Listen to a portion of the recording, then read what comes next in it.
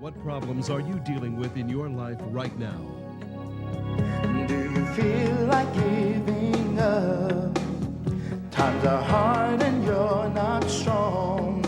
Well, I know the answer for you, and it will lead to real truth. Don't look back to yesterday. Now there are answers. Tomorrow's on the Welcome to LivePrayer. It's waiting there for you. Here's your host, Bill Keller. You can make. And welcome to LivePrayer. I am Bill Keller. Good to be with you on this Monday evening to start another week. I pray you had a wonderful weekend. It's good to be back with you. And I guess I should say a very special welcome to our friends on Facebook. As most of you probably know by now, Facebook was actually down, out for the count. You couldn't get on it for what, 4 or 5 hours? Listen, I got a big show. I got a lot of content. I shouldn't be taking this time, but I need to just take a couple seconds to just say this. LivePrayer has been online over 22 years now. We don't have billions of dollars at our disposal. I don't have 100,000 techies running around to make sure everything works every minute of every day. But we've got God. We've got God.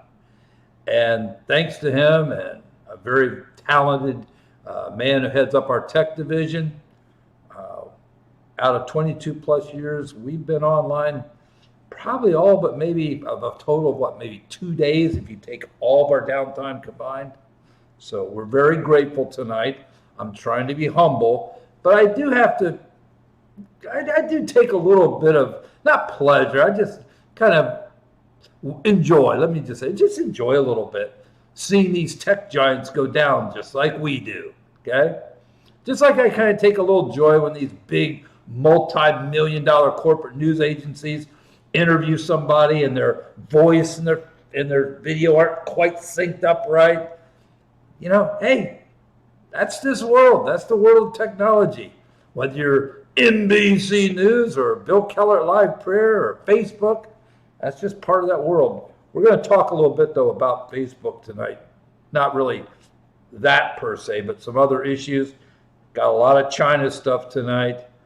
Got some Mengele Fauci stuff tonight and some other things. So if you're new to the program, you are watching LivePrayer. We come to you live and in living color every Monday through Friday, 11 to midnight Eastern Daylight Time, wherever you're watching me across this great land of ours. Sea to shining sea, border to what is no longer even close to being a border. Thank you for tuning in tonight. For our friends in other far-off great lands, welcome to you as well. Once again, I'm Bill Keller, founder of LivePrayer.com. We are the world's largest interactive Christian website. Reach a little over 2.5 million folks each and every day via the internet. Please check us out online. Web address on your screen, LivePrayer.com. Check it out.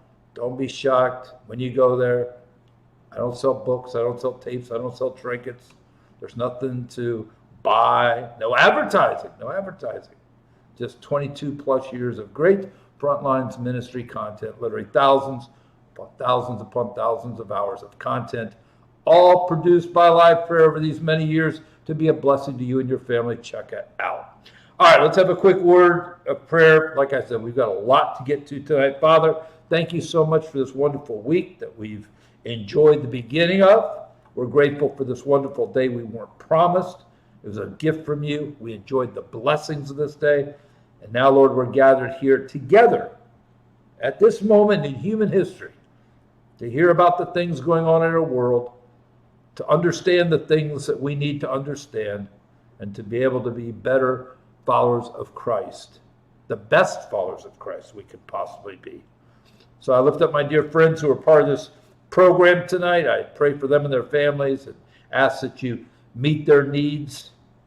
I'm thankful, Lord, for the opportunity to gather together, and we're grateful for this wonderful technology. Even though Satan is loose for a season, the prince of the power of the air, greater is he that is in us than he who is in the world. And we thank you in Jesus' name. Amen and amen. Before I do anything else, remember, you are not alone. And also remember, Trust who? God, never man. All right, let's see where we're going to start. Let's just jump into the China stuff because it's really getting overheated, as they say. China sent military planes. 77 Chinese military planes, to be exact, to fly into Taiwanese airspace as an act of provocation over the weekend. They entered into the Taiwan defense zone.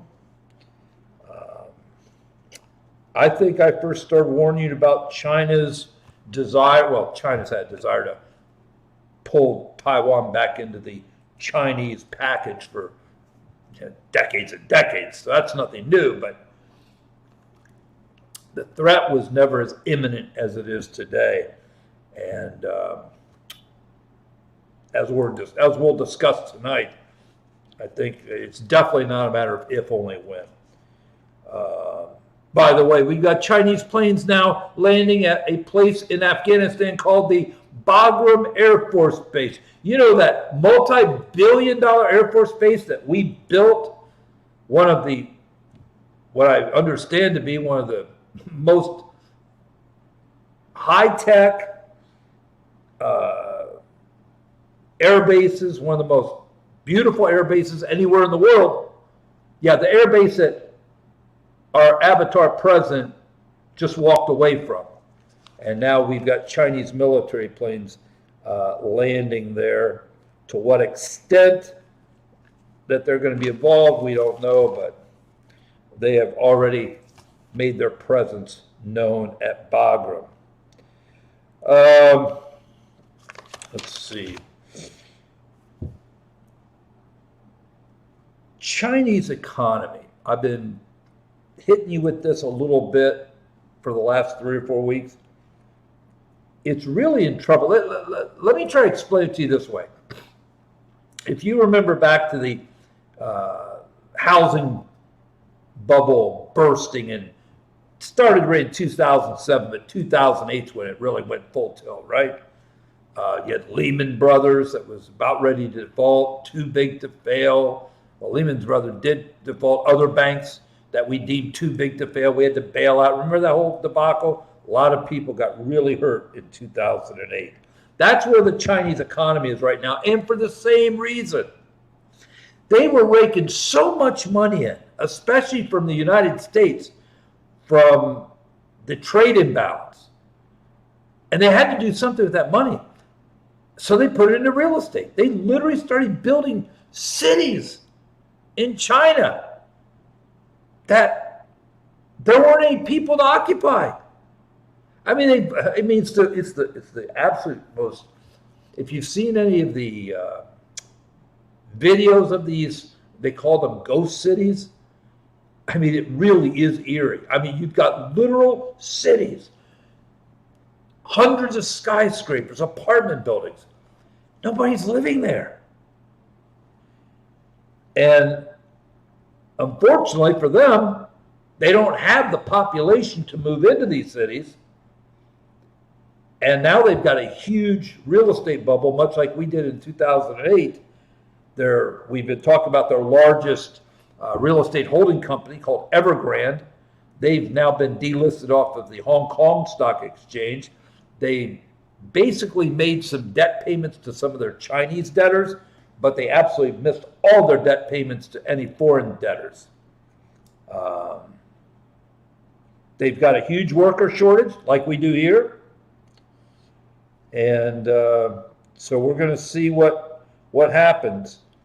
Some people are saying that because of their financial difficulties, because they're in such dire straits financially, the Chinese are very good at what they call diversionary tactics.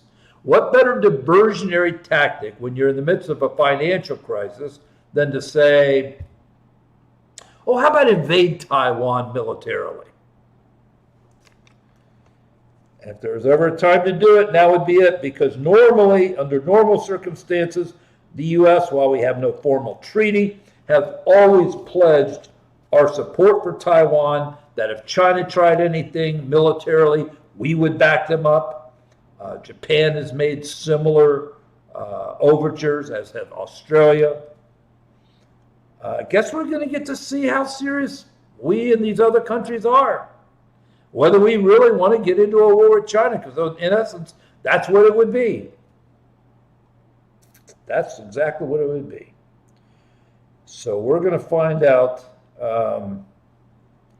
exactly how serious we were.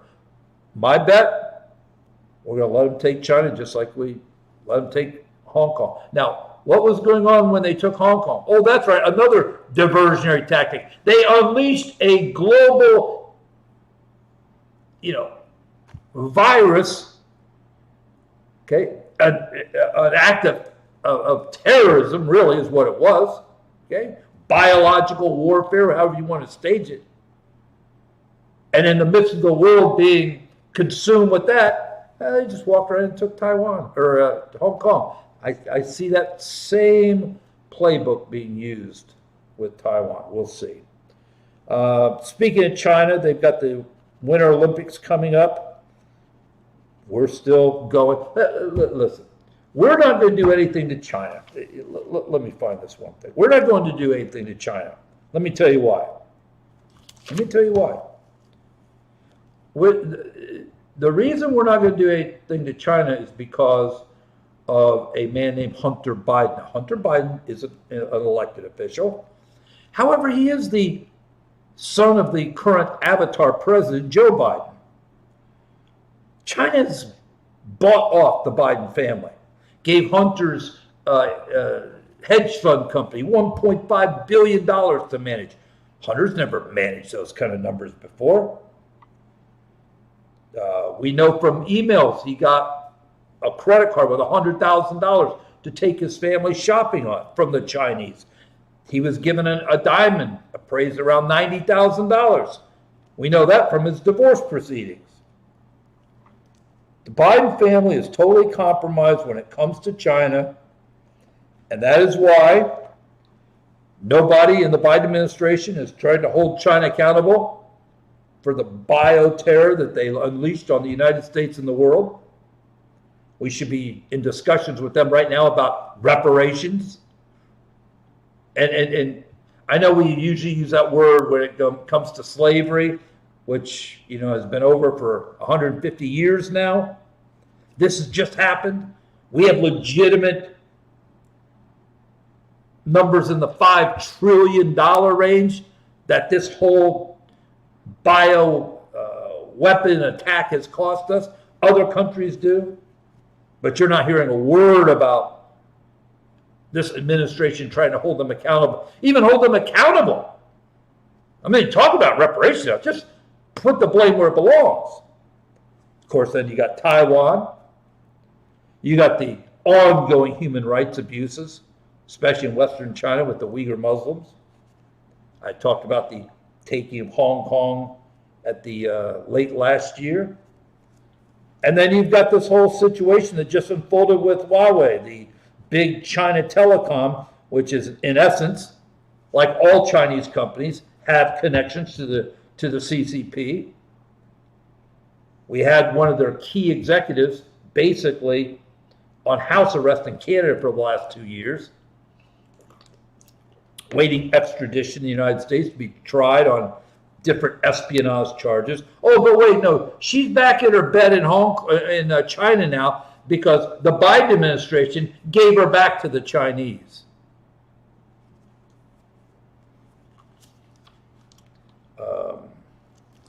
This administration is totally compromised, and it's a shame. It really is. By the way, let me just say something real quick about the whole vax issue. I just want to mention this again because I've talked about it a few times. I just want to throw it out there one more time for you. The legal cases are going to start rolling out now. A lot of them have. A lot of them are starting to work their way through the court system. Mark my word, remember tonight, the ultimate court ruling, which is probably going to happen, well, not probably, it's going to happen at the Supreme Court level, is going to be that if they find any of these mandates are legally enforceable, I can guarantee, as I sit here tonight, there's going to be religious exemptions that they're going to have to accept. They're going to have to accept health exemptions. In other words, if your doctor says this man or this woman can't be vaccinated because if they are, it's going to put their health at risk because they have these conditions. And there's one more thing that you watch as this thing unfolds is going to be part of the legal discussion, and that's natural immunity. The global studies that exist, just as I'm speaking now, that basically are beyond reproach in regards to the fact that anybody with natural immunity is far greater protected than anybody who gets vaccinated. And of course, because they're shills for Big Pharma, you never hear a word about natural immunity from the Biden administration, from Dr. Mengele Fauci, because again, they're there to do the bidding of Big Pharma. Natural immunity cuts into those profit margins. But I promise you, as these things work their way through the courts, natural immunity is ultimately going to become a reason. If you can prove you've been infected, that means you have natural immunity. If you can make that proof, you're not going to have to be vaccinated. Just watch as this unfolds. All right, let me start. Oh my goodness. The party of science. The Washington Post will no longer talk about women being pregnant or women having babies, because now they are going to follow the proper journalistic protocols that it's people who are pregnant, people who are having babies. You know, I have sat here and been lectured for so long, telling me that because I don't buy into the climate hoax, because the actual premise of the whole climate hoax issue, so the man whose computer model the whole climate hoax started from has admitted his computer model was wrong. If the climate hoax was real, the world should have been burned up 10 years ago, according to the climate people. And they keep moving the goalpost. Well, no, it's really this year. It's really, AOC and what was it, 12 years? I hate to use this analogy, but it's very accurate. These climate people with their earth is going to be burned up, doom and gloom, they're no different than the people who incorrectly say that Jesus is coming on July 15th, 2023 at 4:05 Eastern Time. Sorry, but those people are just as wrong and just as crazy as the climate people. And that's because the Bible says no man knows the hour but the Father. Just read the Bible. And anytime you hear somebody saying that, giving you specific dates when Jesus is coming, run from those people. Well, I've extrapolated from the book of Deuteronomy and the book of Genesis and the book of Acts and that Jesus is coming. Run from those people. The Bible itself says no man knows the hour. Okay? I will give them the benefit of the doubt and state that they believe it.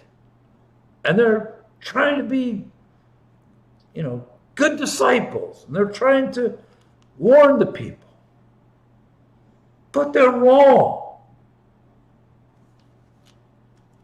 My Bible says Jesus is coming at the twinkling of an eye. That means it's going to happen any second. But the only problem is man doesn't know that second. Only God does.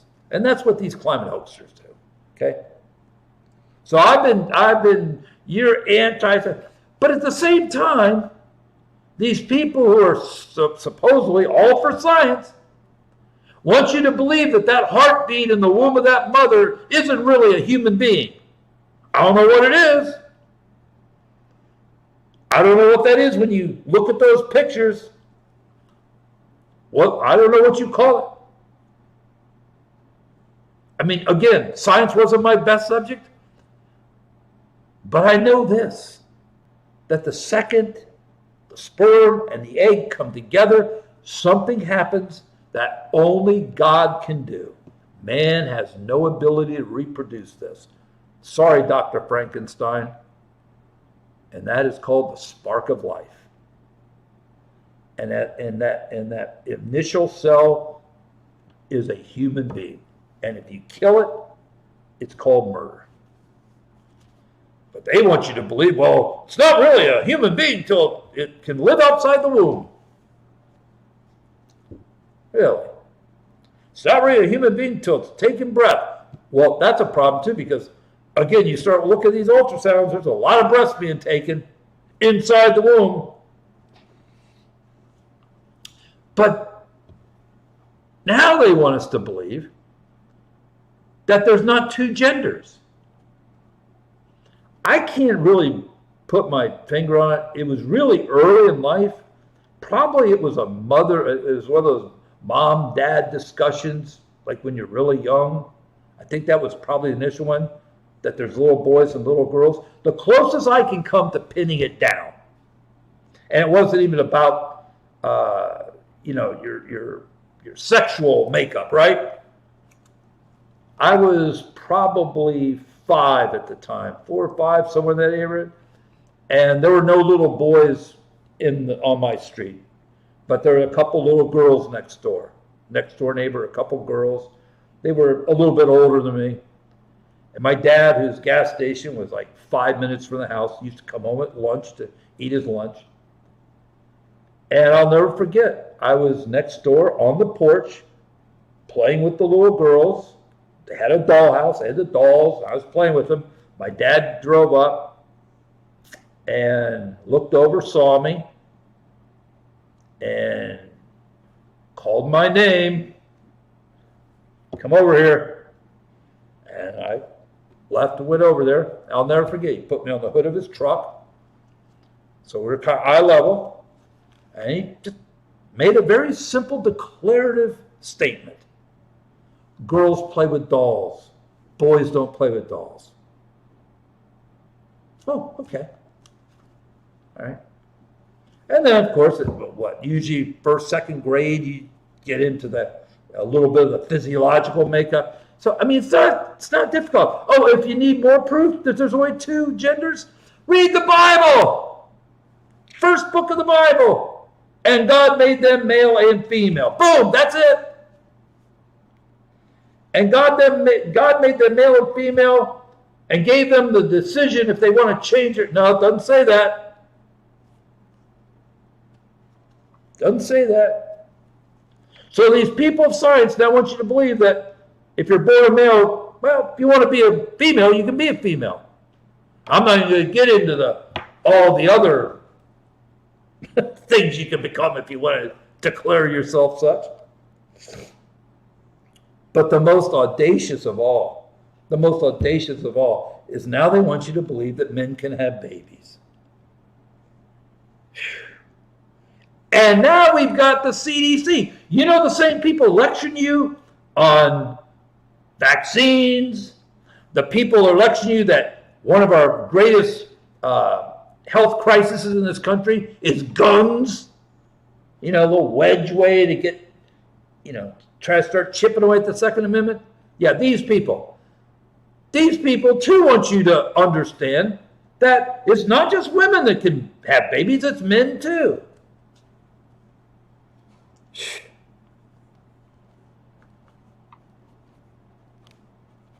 My friends, if a woman at some point becomes mentally deranged and thinks she's a man and cuts her hair off, puts on a pair of jeans and a plaid shirt, and instead of Jane, she's now Joe, and starts taking a bunch of pills, maybe even have some surgeries, Sorry. Hate to break it to Joe, but he's a she. And he's always going to be a she. He was born a she is a she. He will die a she. And yes, at some point, he might have a baby, but that's not because he's a man, it's because he's a woman. I swear, I was thinking over the weekend, when I went to ministry 30 years ago, somebody told me that on the night of October 4th of 2021, first of all, if I was still alive, I'd be, oh, that's pretty good. I made it that long. Good. If somebody told me the ministry would still be good, well, that's good too. Those are good news. But if somebody told me I'd be sitting on my TV show telling people that men can't have babies, I'd say, are you out of your mind? I'm an internet evangelist. I'm not a comedian. Oh, it's not comedy, though. Hate to say it. It's not comedy. They're serious. Oh, and to fight the abortion issue, they're saying now abortion is actually a fight for trans men. There is no such thing as a trans man. What they call a trans man, okay, is called a woman, a female. And yes, God gave females the physiology to produce children, to have and bear children. Men don't have that physiology. Unbelievable. Pfizer's come out with a new COVID prophylactic. It's a pill. And guess what the pill pretty much has the same properties of? Oh, you know that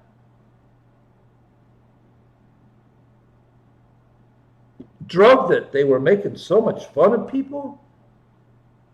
That therapeutic that they were laughing at? Oh, yeah, it's called ivermectin. Not the ivermectin for livestock, but the ivermectin for humans. Very similar makeup, but a little bit different because one's for animals, one's for humans. That makes sense, right? This new prophylactic is a pill from Pfizer, and the properties are almost identical to ivermectin.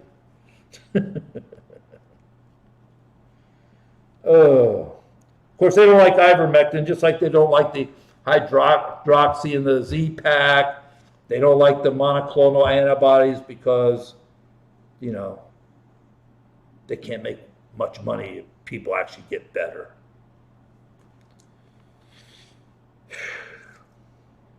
And then you've got the CDC refusing to release hospital data, the death numbers, the vax stats. Okay?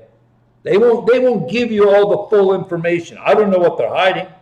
I know this. I know from their own website, we've got over 570,000 reports of people either dying from or having very harsh adverse reactions to the vaccine. Nobody ever wants to talk about that. Now, I get it. Listen, in the big picture, it's maybe a couple percent. But the fact that those risks even exist give people legitimate pause, especially if you know that you're not over 65, you don't have any of the dangerous pre-existing health issues that put you in that death percentage of people, the death demographic, as I like to call it. If you're not in that death demographic, that means you're probably 99.9% going to recover with no problems, even if you get it. So then it becomes a choice. Are you going to risk that small percentage that you get it, have a lot of trouble, maybe even die? Versus, are you going to get the vax, probably be okay? But again, percentages are what they are, and there's a percentage who are going to take that thing and die or have terrible problems. A Denver police officer, 7-year veteran of the police force, a vet, 4 kids, He can't walk anymore. He got vaccinated because he was forced to, and with hours, he started having all these neurological issues. Can't even walk. That's a real person. Again, I understand. It may be a minute percentage of the overall people that get vaccinated, but it still exists, and it still gives people the legitimate reason to pause, especially if they're not in that death demographic. And again, I've been consistent from day one. Pray, talk to your doctor, because your doctor knows your medical condition better than anybody else. Pray some more. If you're in that danger demographic that we know all too well now, it's probably in your best advantage to get vaccinated if that's what you're led to do. But you would be the number one group that should be, if anybody should be. And if you're not, and you're not comfortable, there's nothing wrong with pausing, waiting, seeing what happens. Because we know now there's just as many people in the hospital that have been vaccinated as not vaccinated. Washington State, 37-year-old mom had to get vaccinated for her job. Got vaccinated. 6 hours later, she's dead. Again, I get it. That's not everybody. I get it. But it's a reason to pause. By the way, speaking of Dr. Mengele Fauci, he was actually asked for the first time that I've been able to find, because I've been looking for it, finally asked about illegals and how much of a problem are they in regards to the overall picture of the Chinese flu in this country and people being infected and all that. Now, don't forget, we've had over 1.5 million illegals into this country, not tested. I can almost assure you 99.9% no vaccine if they want to, stand on that mountain. Fauci said, no, illegals aren't a problem. Really? So letting people come in untested, scatter them all over the country, they're not a problem. But somebody who's perfectly healthy, that for whatever reasons decided they want to wait, they're monsters.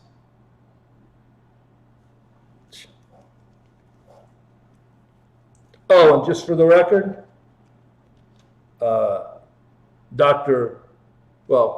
I guess for this one, he's not Dr. Mengele Fauci, he's Dr. Scrooge Fauci.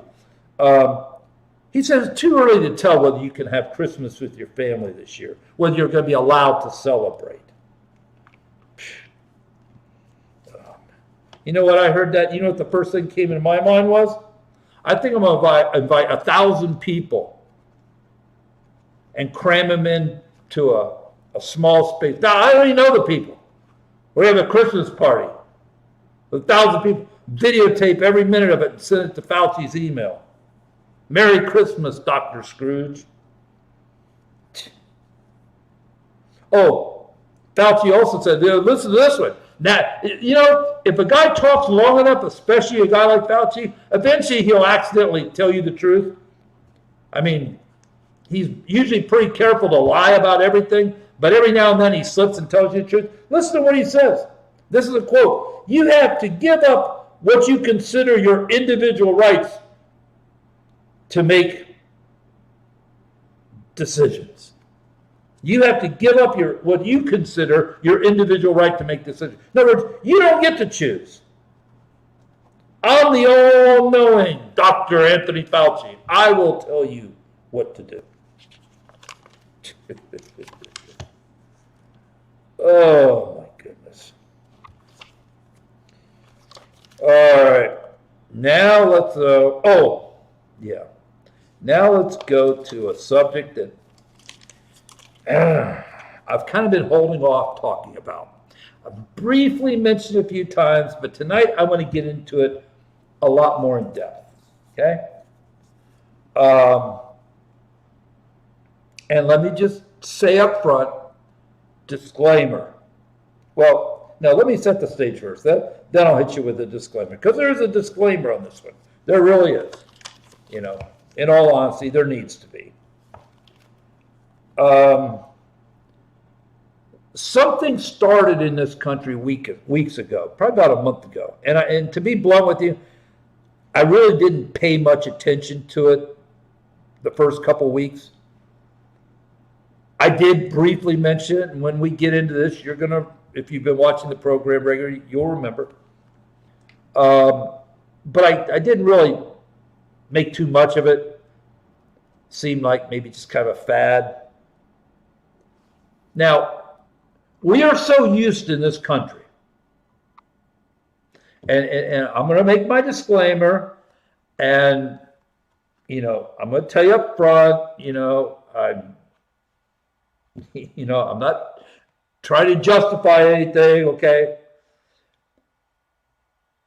But let me continue. We're used in this country, especially as of late, to seeing everything made up. Everything's made up. They made up the Russia hoax. They had no basis to impeach Donald Trump for 2 times. They did it because they had the numbers and they could. The Governor Whitmer kidnapping, we know now that was an FBI operation. Every day more and more evidence piles up that 1/6 was an FBI operation. We are so used to watching very well financed, very well coordinated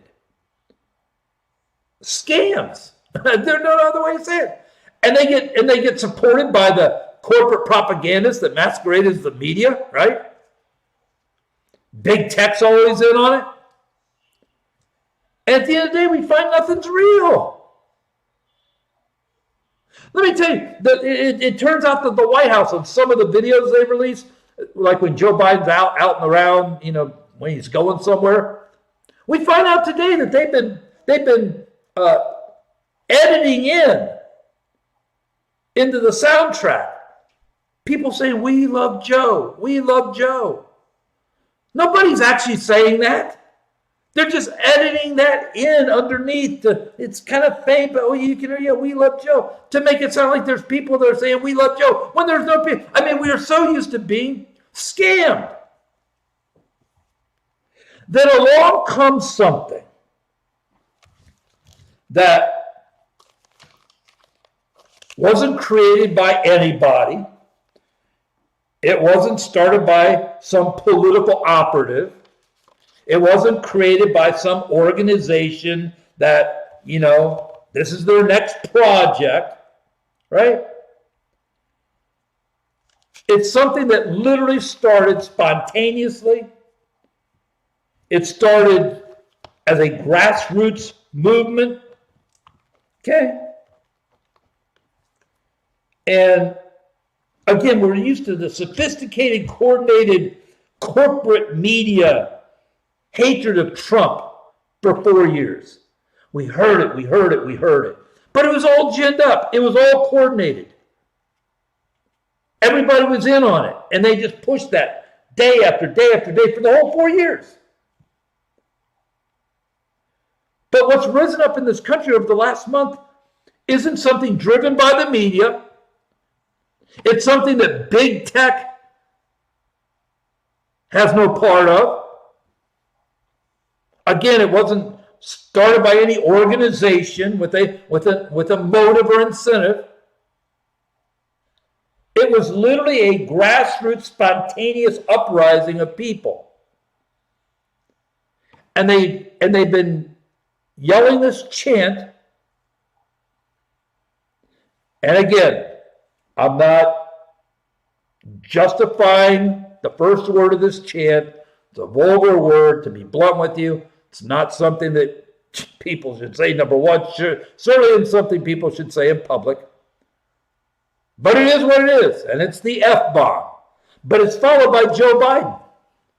F Joe Biden. Now, the last 3 weekends, the number one trending hashtag on Twitter on the weekends is hashtag FJB. It goes down during the week. but it's still in the top 10.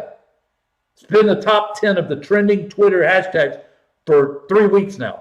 On the weekends, it rises. It goes into it's either number 1 or number 2 every weekend now for the last 3 weekends. This started in college football stadiums, believe it or not. And people would say, yeah, they're a bunch of rednecks, they're Trump lovers and blah, blah, blah. Okay, fine. If that's what you believe, that's fine. But it didn't stop there. It has been heard at baseball games. New York, you can't get much more of a Democratic city than New York.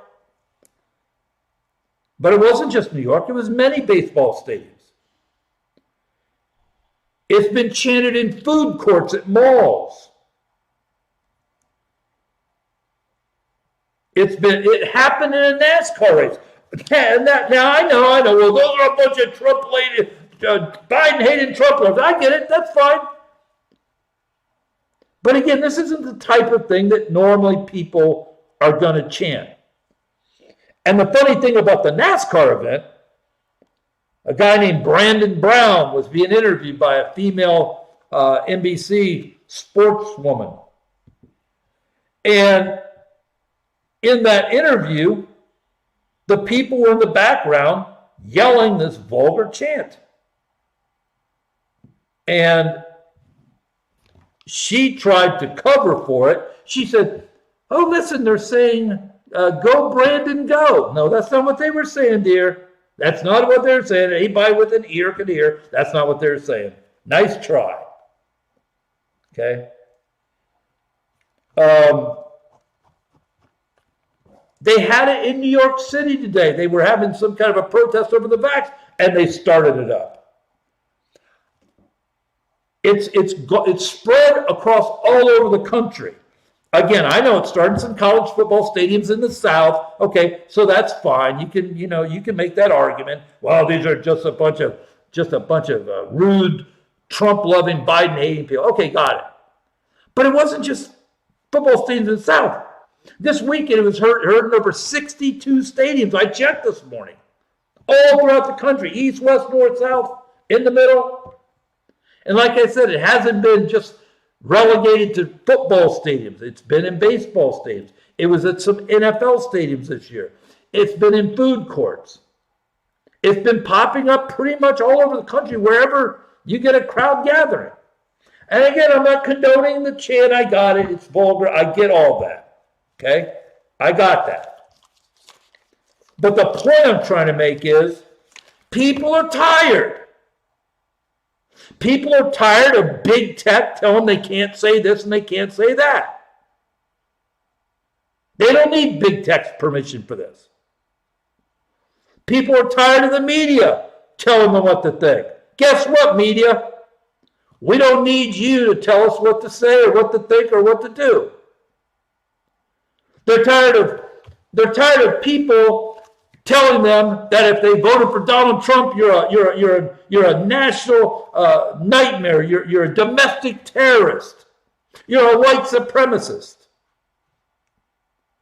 They're tired of people lying to them about the Chinese flu. People aren't stupid. They're certainly tired of what happened in Afghanistan, not just the fact that we surrendered to the Taliban, which is exactly what we did, but in the process we left hundreds, probably thousands of U.S. citizens behind. They're sick over that. They're sick of being lectured by government bureaucrats like Mengele Fauci. I mean, they just reached the point that they're sick. They're not taking up arms. They're not, they're not insurrectionists. That's another thing. They're tired of being called insurrectionists. They're not insurrectionists. They're patriots. They love this country. They're tired of turning on their TV and seeing hundreds of thousands of illegals blowing into the country, trafficking people for sex, drugs. They know the best case scenario of all this illegal immigration is they're going to take jobs from U.S. citizens. The worst case is They're bringing in ungodly amounts of crime, not to mention the cost to the social safety net, billions and billions out of their tax dollars to pay for these people to live here illegally. They're sick. And guess what? When people get frustrated, at some point, they rise up. And again, nobody started this. This wasn't created by the Donald Trump organization. This wasn't started by, some clever group of political operatives. Nobody financed it. The media didn't push it. Matter of fact, they're horrified by it. You won't even see it on the regular media. It is a natural, grassroots, spontaneous uprising of people who want to be heard. They're sick of being ignored. They're sick of being canceled. They're sick of being censored. And I got to tell you something. It gives you a real glimpse into where a huge chunk of this country is, 50% of this country is at right now. A huge percentage of this country. And I'll just say it one more time. I'm not condoning the vulgar language, okay? But it is what it is, okay? It is what it is. I mean, people are literally, they've got flags being made with this phrase on it, and people are literally flying it on their flagpoles under the American flag. They're putting it on their cars, on their boats. They're tired of being ignored. They're tired of being shut down. They're tired of being lied to. They're tired of being scammed. People aren't stupid. They know 81 million people didn't vote for Joe Biden. They know the election's stolen. No matter how many times the media sits there and calls it the big lie, they know the big lie was Biden getting 81 million votes. I mean, he's so pathetic. They've got to edit in fake sound to make it sound like people love Joe. No, they don't. They hate Joe. Sorry, it's a fact. Because he's fraud and a phony. People aren't stupid. They know you can't run a presidential campaign for your basement. I mean, how long are you going to insult the intelligence of the American people before they finally say, that's it? That's enough. And out of their frustration, they throw out a vulgarity.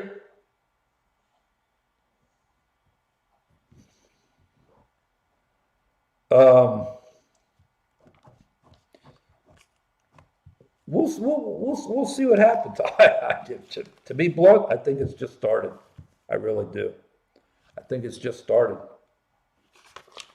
People are just done. They're just done.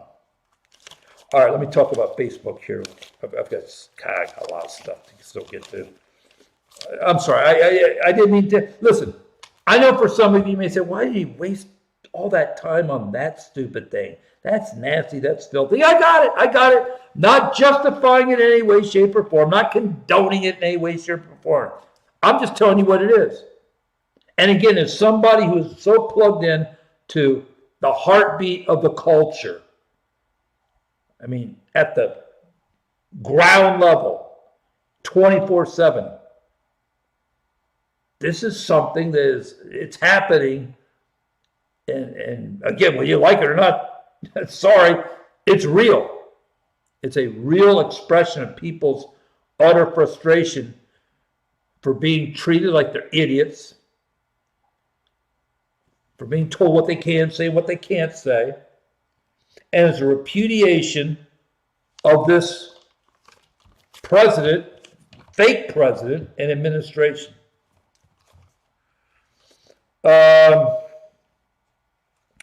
All right, let me hit Facebook here real quick. If you've obviously been around today, you know Facebook was down about 5 or 6 hours, and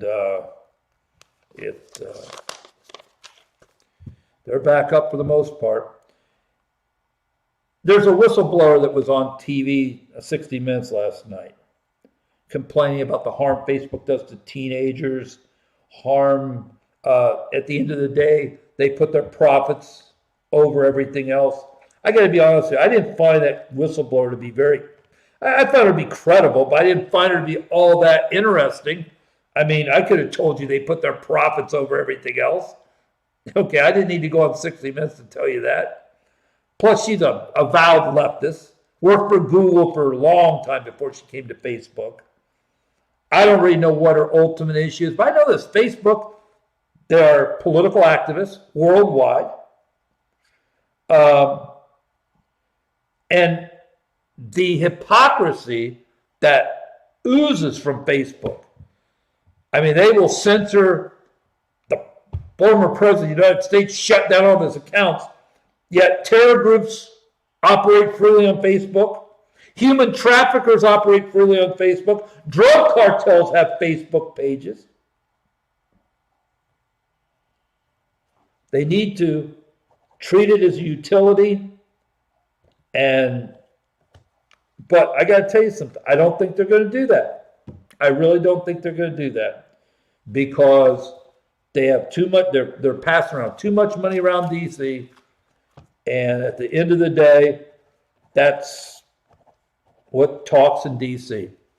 You got both sides, Republicans and Democrats, and one of the rare times come together and agree something should be done. But at the end of the day, they don't do anything. It's like the immigration issue. There's too much money going into both parties for them to do anything. You're going to see the same thing in big tech. I think Zuckerberg's before Congress tomorrow. Now, part of the reason they're down today, I mean, they were taken down, number one. But apparently they've also been hacked. And somebody's sitting there with all of their data, all their user data. So they've got all of Facebook's user data that is probably going to be on the dark web tonight, being sold to people. Your name, address, phone number. They got it all. They got it all. So it is rare to see a major operation like Facebook go down. But what have I always told you? What have I always told you? That the internet is so fragile. And again, as someone who's been doing this 24/7 for over 22 years now, it's very fragile. It's much more fragile than people think. This whole thing could be taken down a lot easier than most people understand. I mean, if it's that secure, how come all these banks get hacked? How come all these go? And think about Facebook for a second.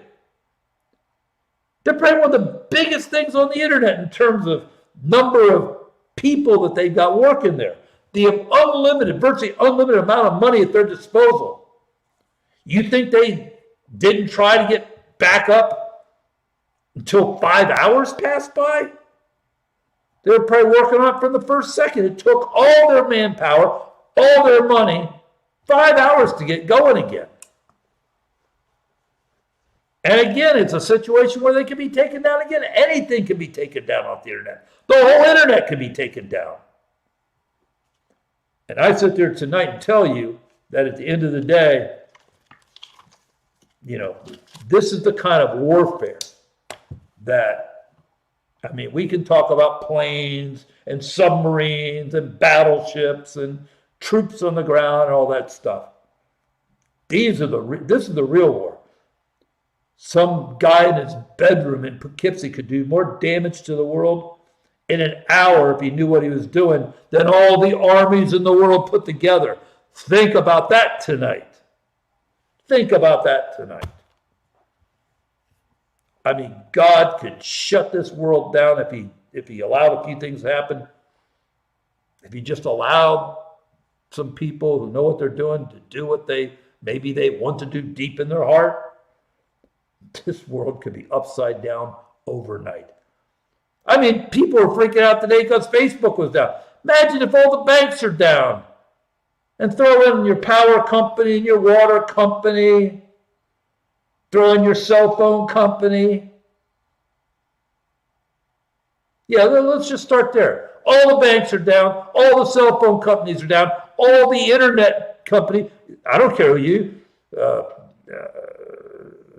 Comcast, Xfinity, Verizon, Fios, whatever internet company you use, they're all down. So you got no internet, can't get on the net, phones don't work, banks are down. Let's just do those three sectors. And let's say that goes on for a day. Just telling you the kind of chaos that could happen. So much easier than most people know. All right, I got to get out of here. Boy, I still have a lot of stuff to get to. Don't miss tomorrow night's program. I'll fill in a lot of these other things tomorrow night, first thing off the top of the program. May take the whole program. That's even without whatever happens between now and tomorrow. But so tune in tomorrow. We got a lot of content still to get. Very important content. Before I get out of here tonight, because I'm running way late, if you've never made a decision for Jesus, I'm going to give you a chance to do that right now. When this brief journey is over, the only thing that matters, do you have a relationship with Christ? If you've never made that decision, pray with me now. Dear Lord, I want to ask you tonight, Lord, to forgive me of all my sins. I'm a sinner. I confess my sins and ask your forgiveness. I believe in my heart, confess with my mouth, Jesus is Lord. Come into my heart, Lord Jesus. Take my life. Tonight I give it to you. I surrender it to you. Use me for your glory. From this day forward, I belong to you. In Jesus' name I pray. And if you prayed and you meant it, the Bible says you're saved not because of a few words, because of your faith and God's grace. I have a book I'll send you, won't cost you anything. Drop me an email, bkeller@liveprayer.com. Get it right out to you. If you need prayer for anything, don't hesitate to email me. All right. Love and care about you so much. Have a great night tonight. Get a good night's sleep. Have a great day tomorrow. Lord willing, we'll be back here at 11 o'clock tomorrow night. You don't want to miss tomorrow. Trust me, I've still got a ton of stuff from tonight I need to get to you. So tune in. Have a great night. God bless. What problems are you dealing with in your life right now? Do you feel like giving up? Times are hard.